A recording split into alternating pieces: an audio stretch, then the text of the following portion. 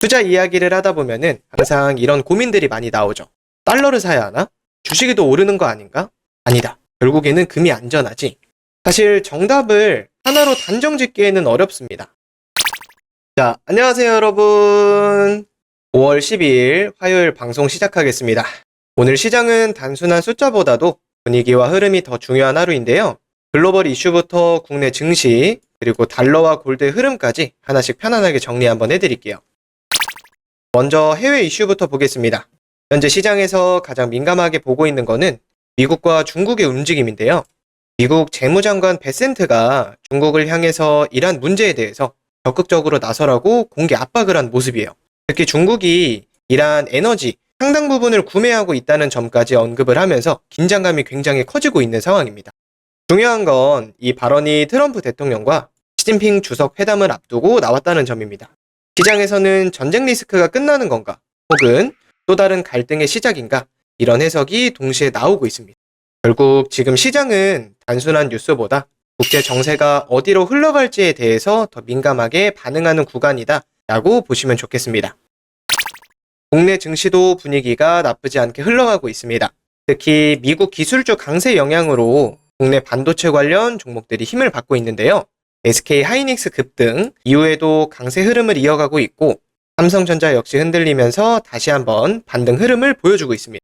다만 여기서 중요한 거는 시장에 조금 쉬어가야 하는 거 아니냐라는 차익 실현 심리도 같이 올라오고 있다는 점이에요.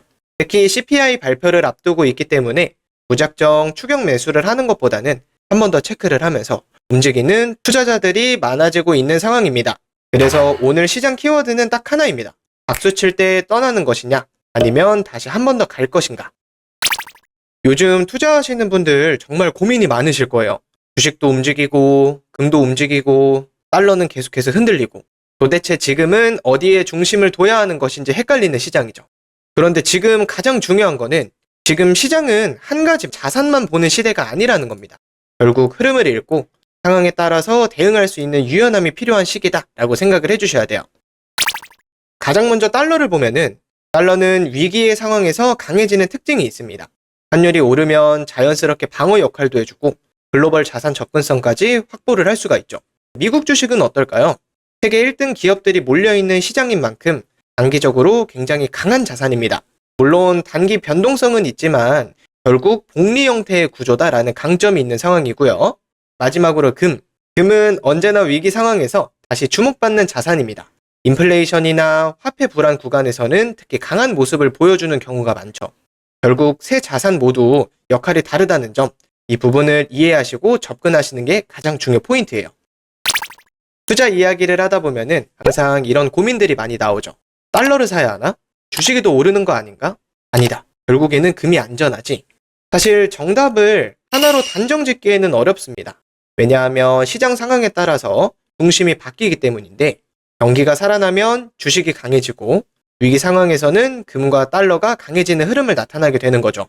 그래서 중요한 거는 지금 시장이 어떤 흐름에 있는지를 볼 수 있는 방법을 깨우치는 게 가장 중요합니다. 예전에는 전쟁이 터지면 무조건 금이 오른다라고 생각하시는 분들이 굉장히 많으셨을 텐데, 지금 시장은 구조가 조금 달라졌습니다.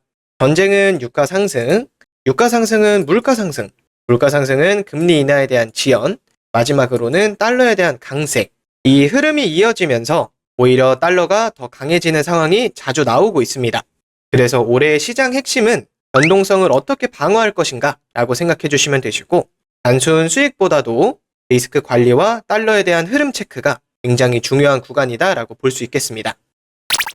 골드는 혼자 움직이는 자산처럼 보이지만 실제로는 달러, 금리, 물가, 국제 정세와 모두 다 연결되어 있습니다.